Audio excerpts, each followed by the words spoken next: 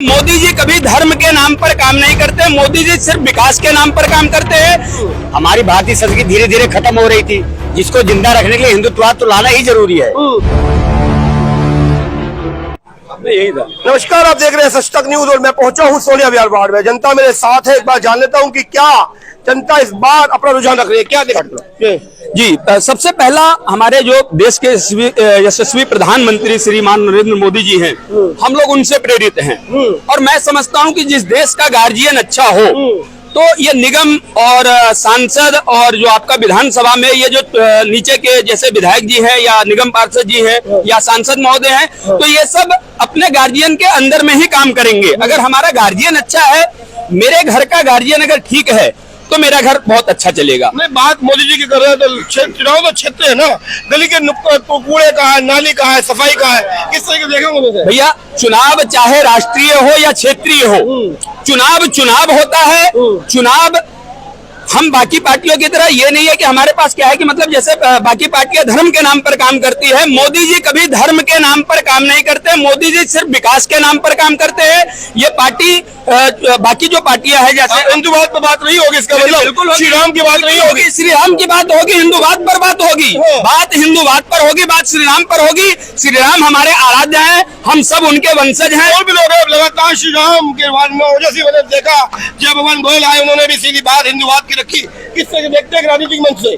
हिंदुत्ववाद तो जिंदा रखना ही जरूरी है भैया। हिंदुत्ववाद अगर भारत देश में हिंदुत्ववाद है तो कुछ भी नहीं है। हमारी भारतीय संस्कृति धीरे धीरे खत्म हो रही थी, जिसको जिंदा रखने के लिए हिंदुत्ववाद तो लाना ही जरूरी है। अगर हम इसमें चुप बैठ गए तो फिर तो हम कहीं के नहीं रह गए।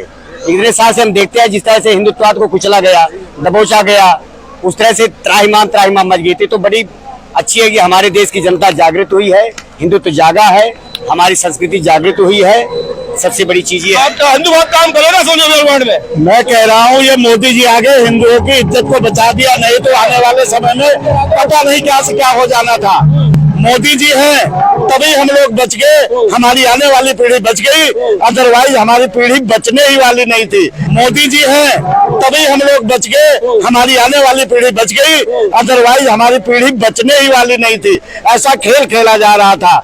मोदी जी है, सब कुछ है। हिंदुवाद काम करेगा सोनिया विहार में? हिंदुवाद क्या मतलब, जो इन लोगों ने परेशान कर रखा था, ये कबाड़ी मार्केट इधर से उधर तक, और ये लोग जो इनके लफंगे आए थे लड़कियों को छेड़ते रहते थे, ये बदलाव जो बीजेपी के जब से यहाँ से कार्यकर्ता सक्रिय हुए तब से आया है। लोग अभी भी उन चीजों को भूले नहीं है।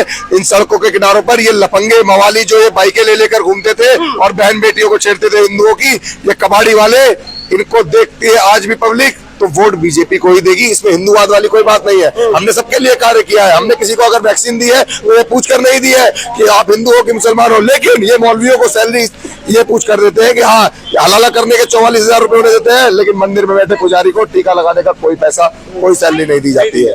किस तरह जानता है आप, युवा है, किस तरह से बात रखेंगे अपनी? ओनली मोदी, केवल मोदी, ओनली मोदी, बस मोदी जी अगले, ओनली मोदी। निगम के चुनाव में भी हर चुनाव में मोदी जी, निगम हो, विधानसभा हो या फिर वो आपका सांसद का चुनाव हो, हर चुनाव में मोदी जी, मोदी जी, मोदी जी। हिंदुत्व की बात, जो हिंदू की बात करेगा मोदी है। मोदी हर घर में मोदी और योगी है। सोनिया विहार में भी मोदी है, गली गली में अब योगी और मोदी हर गली में मोदी होगा। जो हिंदू हित की बात करेगा वही देश पे राज करेगा। अब इसलिए करेगा, अरविंद केजरीवाल जी अखलाक को पैसा देने के लिए यहाँ से 500 किलोमीटर चले जाते हैं, लेकिन अगर दिल्ली में कुछ घटनाएं होती है, दिल्ली में कई हिंदुओं की हत्याएं हुई, एक बार उनका मुंह नहीं खुला, कभी उनसे मिलने नहीं गए, उनके परिवार से मिलने नहीं गए। ये अरविंद केजरीवाल जी को अब साफ करना होगा कि वो किस धर्म के साथ हैं। अगर वो धर्म के नाम पे चुनाव लड़ रहे हैं तो सिर्फ एक ही धर्म से वोट ले, हिंदुओं से वोट न मांगे। और हिंदू जब दे देता है सुपड़ा साहब का विधानसभा में, उसका क्या?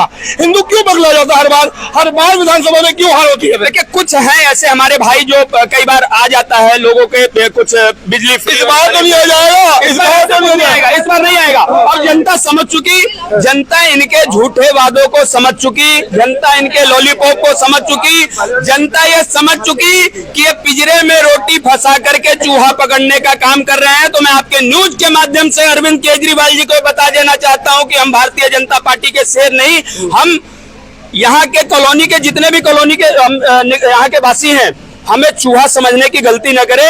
हम भारतीय जनता पार्टी को वोट देंगे, हम हिंदुत्व के नाम पे वोट देंगे और भारत के जो हमारे यशस्वी प्रधानमंत्री हैं उनके नाम पर वोट डलेगा नहीं है। बहुत से लोग ऐसा कहते हैं, या बहुत से लोग नहीं, सिर्फ विपक्ष की पार्टियां ऐसे बोलती हैं कि हमारे सांसद इनके, निगम पार्षद इनके, विधायक इनके, सोनिया बिहार में हुआ क्या।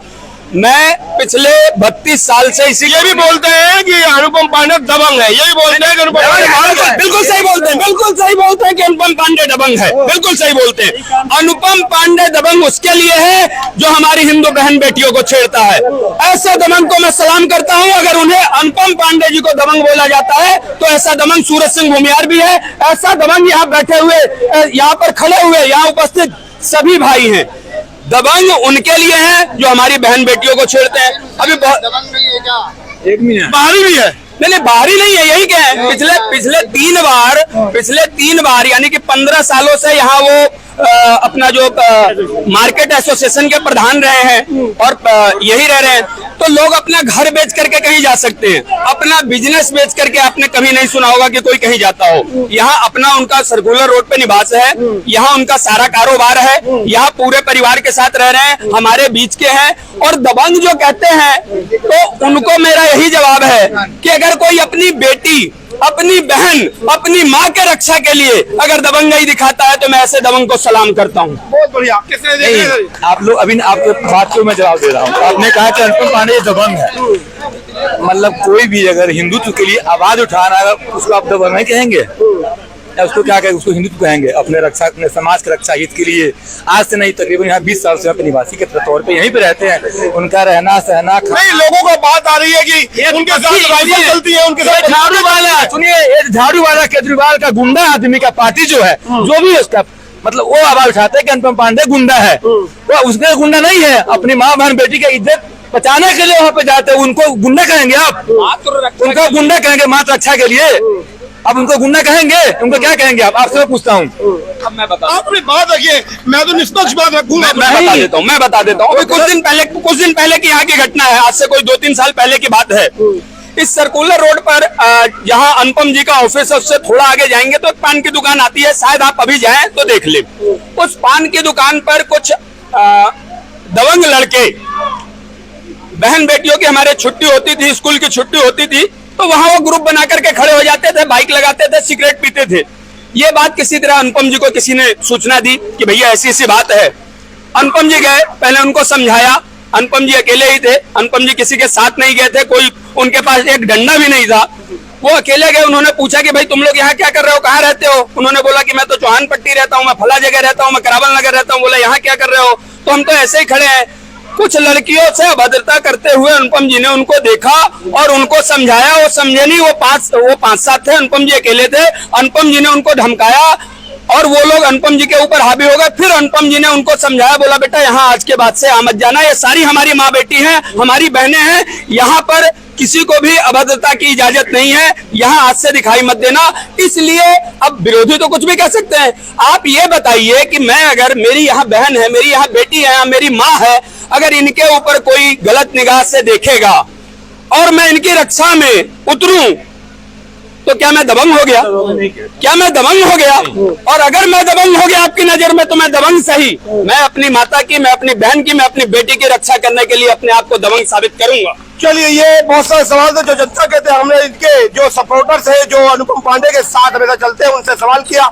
यदि आप जवाब से इत्तेफाक रखते हैं और लगता है कि यह जवाब बिल्कुल संतोषजनक है तो आप सोनी अनुपम पांडे को अपना इस बार का सोनी अनुपम पांडे, यदि हिंदुत्व की बात, राष्ट्रवाद की बात लगातार अनुपम पांडे के साथ रहने वाले अनुपम पांडे खुद करते हैं, तो हम इसका पुरजोर समर्थन करते हैं कि इस बार के चुनाव में हिंदूवाद और राष्ट्रवाद जरूर काम करेगा।